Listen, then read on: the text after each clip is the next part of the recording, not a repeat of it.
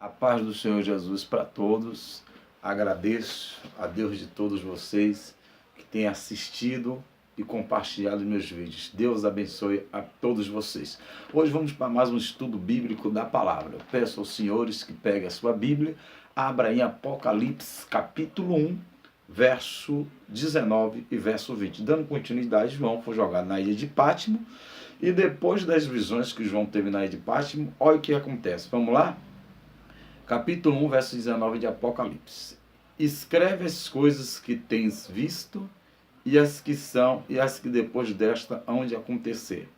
O mistério das 7 estrelas que viste na minha destra e dos 7 castiçais de ouro, e as 7 estrelas são os anjos das 7 igrejas, e os 7 castiçais que viste são as 7 igrejas. O livro de Apocalipse é um livro muito complicado de se interpretar, senhores. Então nem todo mundo prega aqui. Nem todo mundo ensina aqui, porque é um livro muito difícil. Mas só que aqui a gente precisa entender duas coisas: o mistério das 7 estrelas e o mistério dos 7 castiçais. Vamos lá? Deus fala com o apóstolo João lá na ilha, tem o primeiro e segundo vídeo de João na ilha de Pátimo. Aqui a gente vai aprender o mistério das 7 estrelas que viste na minha destra.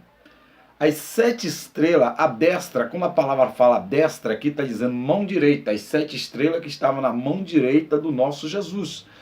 E essas 7 estrelas, ela representa os 7 anjos da igreja. Os 7 castiçais representam as 7 igrejas. Aí os senhores me falam assim: pastor, como é que as 7 estrelas representam os 7 anjos? Porque preste bem atenção. Anjos aqui, quando fala ao anjo da igreja, conforme, vamos ler o capítulo 2 para a gente ter a melhor compreensão. Capítulo 2 de Apocalipse. Ó. Escreve ao anjo da igreja de Éfeso, diz aquele que tem na sua destra as 7 estrelas e que anda no meio dos 7 castiçais de ouro.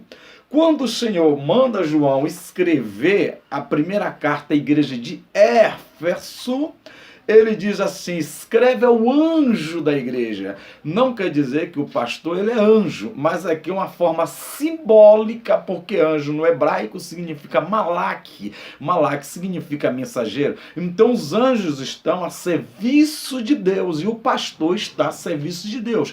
Tudo que Deus tem para falar com a igreja, ele fala com o pastor da igreja, ele revela ao pastor da igreja. Muitas pessoas querem disciplinar a igreja, querem doutrinar a igreja, mas a responsabilidade é do pastor. Que a carta aqui, ó, foi enviada ao anjo da igreja, não foi ao cooperador, não foi ao diácono, não foi ao presbítero, não. E nem aos membros, foi enviada ao anjo. O anjo não é que é o pastor anjo, isso aqui, o anjo é simbólico. Simbólico para representar o responsável da igreja. Aí vem aqui, ó, é um anjo da igreja de Éfeso, diz aquele que tem na sua destra. Destra quer dizer, na minha mão direita, eu tenho as 7 estrelas na minha mão direita. As 7 estrelas representam os 7 pastores das 7 igrejas. Qual é a função da estrela, assim? A função da estrela lá no céu é brilhar. Então, a função do pastor é ter um brilho. O pastor, ele é o exemplo para a igreja. Então, a função da estrela no céu é brilhar. Então, o crente, ele tem que brilhar como estrela. Então, a estrela representa os 7 pastores, os 7 castiçais representa a igreja. É tanto que ele diz: eu ando no meio dos 7 castiçais. Andar no meio dos 7 castiçais, Jesus está dizendo: eu ando no meio da minha igreja. As 7 estrelas representam os 7 pastores que estão na mão de Deus, os 7 anjos das 7 igrejas representam os 7 pastores, os 7 castiçais representam a igreja. Jesus anda no meio da igreja. Oh, glória a Deus, aleluia. Agora vamos entender um pouco da história da igreja de Éfeso. Quem foi o fundador da igreja de Éfeso? O fundador da igreja de Éfeso foi o apóstolo Paulo. Vamos abrir aí Atos capítulo 18. Atos capítulo 18, verso 19.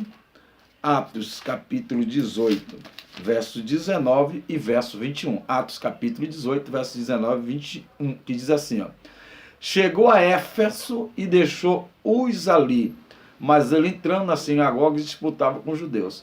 E rogando eles que ficassem por mais algum tempo, não conveio isso.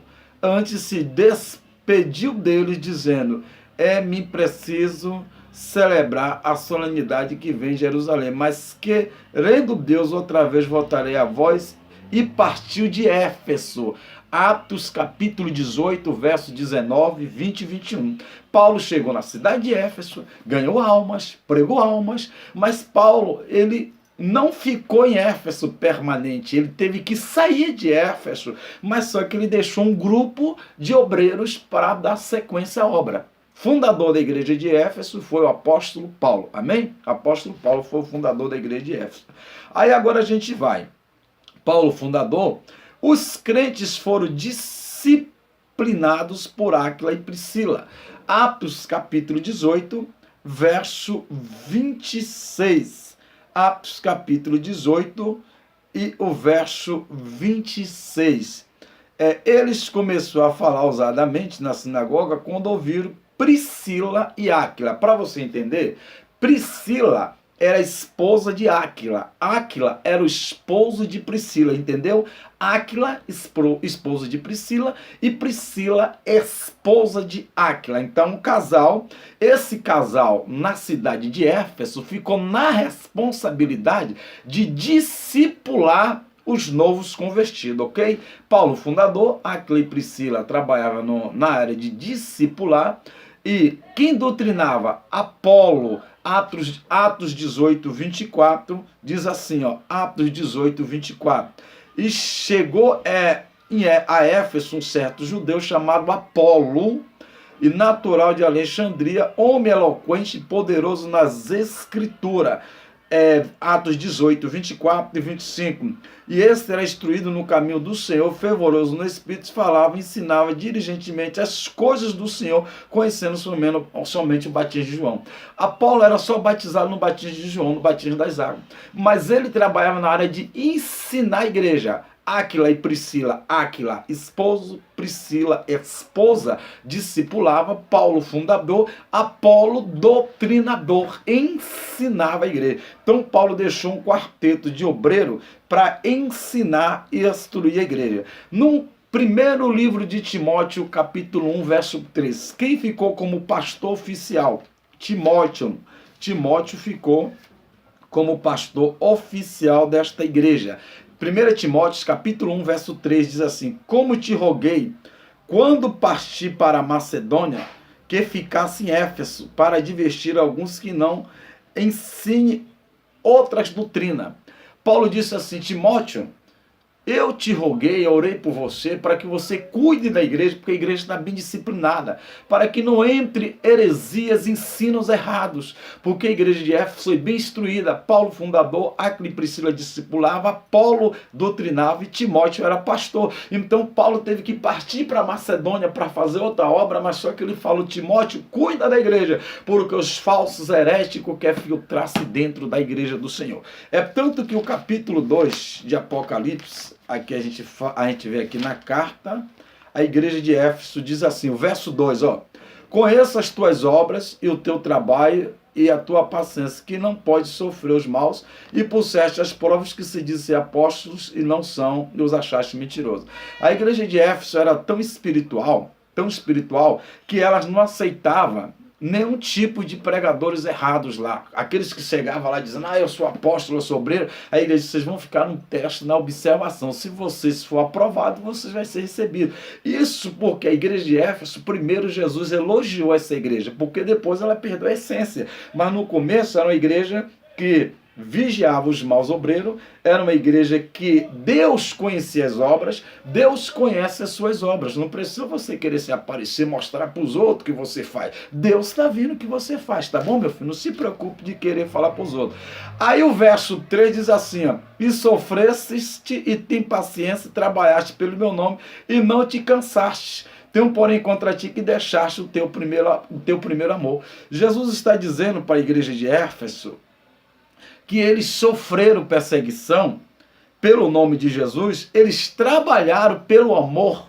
A obra de Deus é uma igreja fervorosa, uma igreja que nem aqueles que aceitam Jesus. Quando aceita Jesus, evangeliza, ora, busca, mas chegou um tempo que o inimigo usou duas armas para parar essa igreja. A primeira arma, sedução, prostituição, e a segunda arma, perseguição. Na perseguição, os crentes prevaleceu, mas na área da sedução, do pecado, os crentes fragilizou-se e o inimigo conseguiu derrubar a igreja de Éfeso. E o Senhor disse assim: lembra-te, pois, de onde caíste. Arrepende-se e pratica as primeiras obras. Deus está dizendo: volte ao primeiro amor. Lembra onde foi que você caiu, meu filho. Deus quer ver você de pé. Deus estava dizendo para a igreja de Éfeso: levanta a cabeça. O verso 6 diz assim: tens porém isto, que odeio as obras dos nicolaítas, qual também odeio. Os nicolaítas, segundo diz alguns teólogos, que esses nicolaítas eram o grupo daquele diácono Nicolau. Segundo diz alguns teólogos, que o diácono Nicolau se desviou dos caminhos do Senhor e começou a pregar que se prostituir não era pecado, ter contato fora do casamento não era pecado, fazer relações sexuais antes do casamento não era pecado. Então Nicolau formou um grupo dos nicolaítas e queria se filtrar dentro da igreja de Éfeso, e a igreja não aceitava, mas a igreja chegou um tempo que se esfriou, perdeu essa essência da visão. Como nos dias de hoje, nos dias de hoje, muitas igrejas do Brasil já perdeu a visão do evangelho, já perdeu a essência. Agora não se prega mais contra pecado. Tem muitas igrejas que estão como a igreja de Éfeso, perdeu o amor, perdeu a essência, não busca mais, não ora mais, não jejua mais. Hoje nós estamos vivendo uma época que a igreja está desta forma. A igreja evangélica brasileira precisa aprender nesse particular com a igreja de Éfeso. As pessoas hoje buscam a experiência e não a verdade. Elas não querem pensar e não querem sentir. Elas não querem doutrina, querem as novidades, as revelações, os sonhos e as visões. As igrejas de hoje só quer visão, só quer culto de avivamento, só quer culto de pula-pula. Quando se fala de ensinamento, a igreja não quer aprender, elas não querem estudar a palavra, querem escutar os testemunhos eletrizantes. A igreja só quer contar testemunhos eletrizantes que levante a plateia, que levante a igreja. Elas não querem o evangelho da cruz. As igrejas de hoje não querem o evangelho da cruz, só quer culto de sal grosso, culto de lenço ungido, culto de água ungida, mas o evangelho da cruz muitos não querem mais ouvir nem aceitar.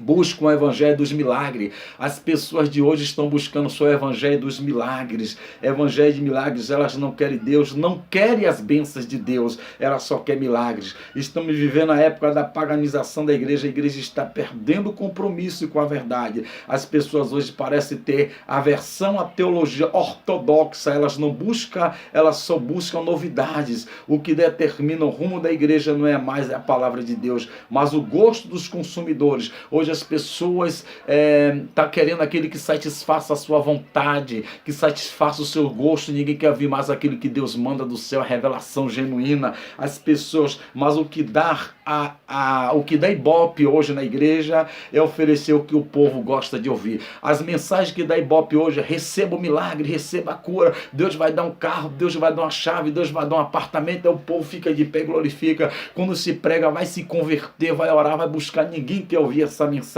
A igreja está pregando outro evangelho, o evangelho do descarrego, do sal grosso, da quebra de maldição, mesmo para os salvos, da prosperidade material e não da santificação, da libertação, do arrependimento. O verdadeiro evangelho, meu filho, é do arrependimento, é da salvação e do rapto de Deus da igreja para o céu. Se desperte, sai desse evangelho cheio de novidade, porque o evangelho de Deus é santo e puro. Glória, até o próximo vídeo em nome de Jesus.